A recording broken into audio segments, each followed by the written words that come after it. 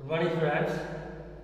Today we are going to third part from advent of the Europeans. So, இது என்னென்ன topic பார்க்க போகிறோம் அப்படின்னா Danish, the French and conclusion. So இந்த லெசனோட end part வந்துட்டோம். இந்த டேனிஷை பற்றி பார்ப்போம். இது வரைக்கும் பிரிட்டிஷை பற்றி பார்த்தோம் அண்டு டச்சை பற்றி பார்த்தோம். இந்த மாதிரி நிறைய பார்த்தோம். இப்போ ஃபைனலாக டேனிஷ் பார்க்கலாம். On March 17, 1616, the King of Denmark, Christian IV, issued a charter and created Danish East India Company. So, King of Denmark இருக்கக்கூடிய ஒரு கிங் என்ன யாரு கிறிஸ்டியன் ஃபோர்ங்கிற ஒரு சார்ட்டர் வந்து கொண்டு வராரு. எதுக்கு அப்படின்னா ஈஸ்ட் இந்தியா கம்பெனிக்கு they establish settlement at Tranquebar. So இவங்க வந்து என்ன பண்ணுறாங்க, இவங்களோட ட்ரேடை வந்து எங்கே பண்ணுறாங்க அப்படின்னா டர்க்யூமர், அதாவது தமிழ்நாட்டில் இருக்க டர்க்யூமர் வரைக்கும் கொண்டு போகணும் அப்படிங்கிற மாதிரி பிளான் பண்ணுறாங்க. இன் 1620 அண்ட் செராம்பூர், பெங்கால் சைடு இருக்கக்கூடிய செராம்பூர் வரைக்கும் கொண்டு போகணும் அப்படிங்கிற மாதிரி பிளான் பண்ணுறாங்க. Serampore was there head quarters in India. அதாவது டேனிஷ்க்கு வந்து ஹெட் குவார்ட்டர்ஸ் எங்கே இருக்குது அப்படின்னா எங்கே இந்தியாவில் செராம்பூரில். They failed to strengthen themselves in India.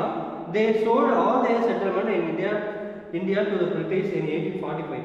So இந்தியாவில் அவங்க வந்து என்னது கரெக்டான அவங்களோட பொசிஷன் வந்து கரெக்டாக வச்சுக்க தெரியாமல், அதாவது அவங்க ஒரு ஸ்ட்ராங்கான ஒரு ஃபவுண்டேஷன் இல்லாதனால அவங்க என்ன பண்ணுறாங்க, அவங்களோட ப்ராப்பர்ட்டிஸ் எல்லாத்தையும் யார்கிட்ட சோல்ட் பண்ணிடுறாங்க அப்படின்னா பிரிட்டிஷ்ட. எப்போ அப்படின்னா 1845 வந்து எல்லாத்தையும் அவங்கள்ட்ட கொடுத்துட்டு இவங்க கிளம்பிடுறாங்க. ஓகேங்களா, இதோட டேனிஷோட பார்ட்டு முடியுது.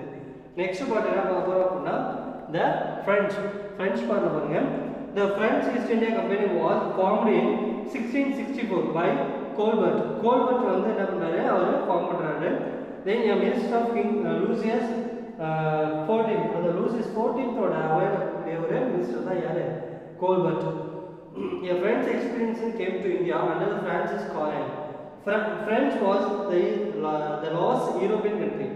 So யூரோப்பியன் வந்து நம்ம நிறைய பேர் வந்து என்ன பண்ணாங்க, இங்கே வந்து ட்ரேட் பண்ண வந்தாங்க. ஸோ யூரோப்பியன் வந்து அந்த கடைசி ஒரு கண்ட்ரி எது அப்படின்னா ஃப்ரான்ஸ் தான். To come to India traders Caron founded the first French factory.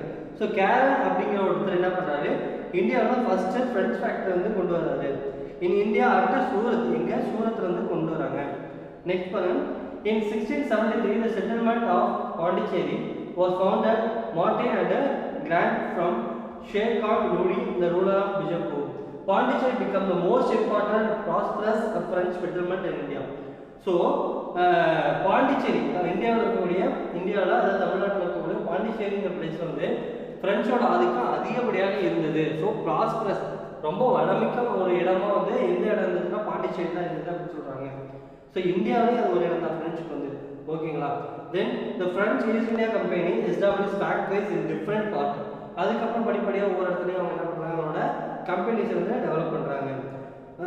India particularly இந்த coastal regions such as Mahe, Karaikal, Balasore and Kasimbazar. So இந்த பிளேஸ் எல்லாம் வந்து அவங்களோட கம்பெனியை டெவலப் பண்ணுறாங்க.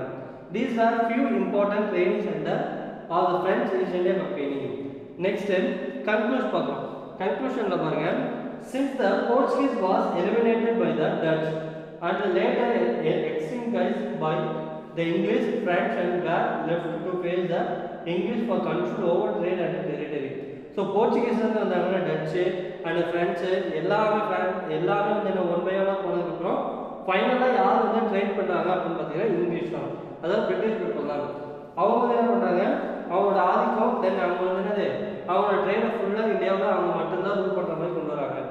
Then the three Carnatic wars aligned the French and regimented the English to embark on a systematic territorial expansion. So Carnatic war வந்ததுக்கு அப்புறம் பார்த்தீங்கன்னா பிரெஞ்சோட ஆதிக்கம் கொஞ்சம் கொஞ்சமாக குறைய ஆரம்பிச்சிருச்சு.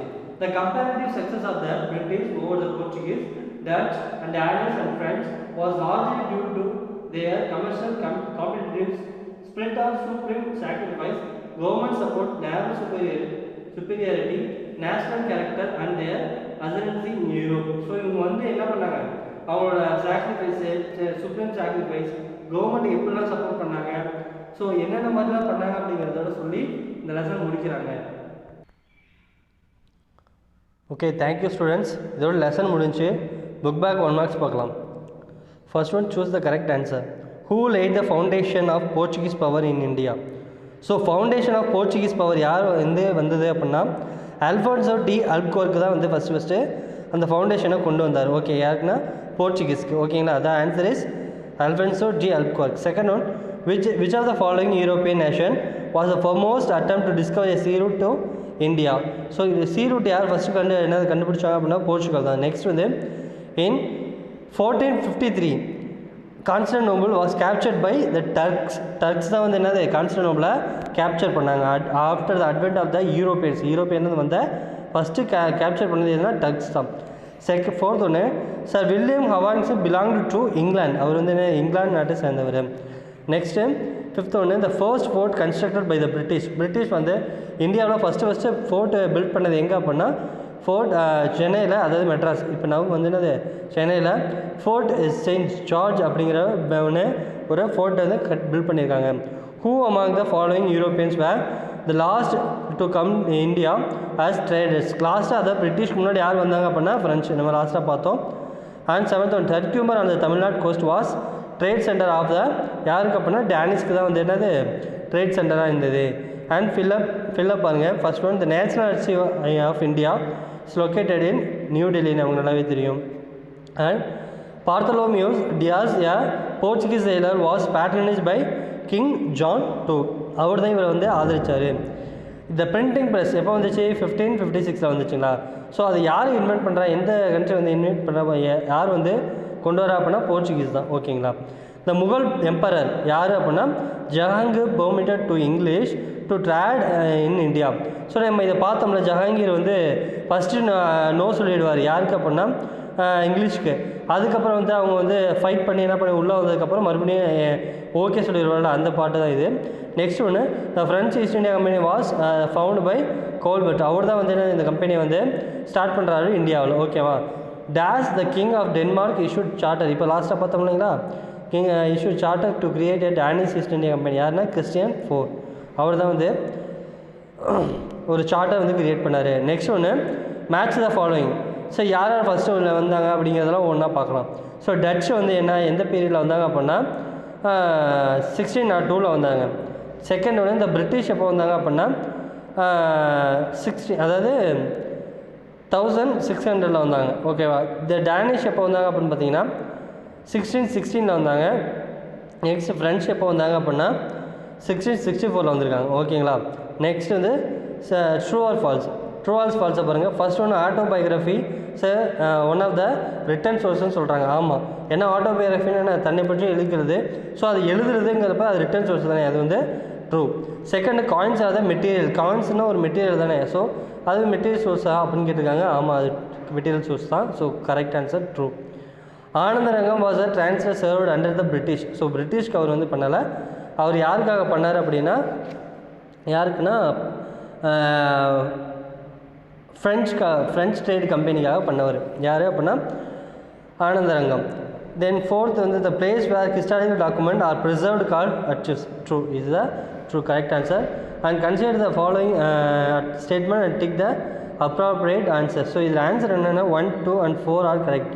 ஸோ 1, 2, 4 இது 3மே வந்து என்ன கரெக்டான answers. So find out the wrong பேர் என்னென்னு பார்த்தீங்கன்னா ஃப்ரான்சிஸ் டே அண்ட் டென்மார்க். இதுதான் ராங் பேர், மீதி எல்லாமே கரெக்ட் பேர். ஓகேங்களா. Okay student, thank you.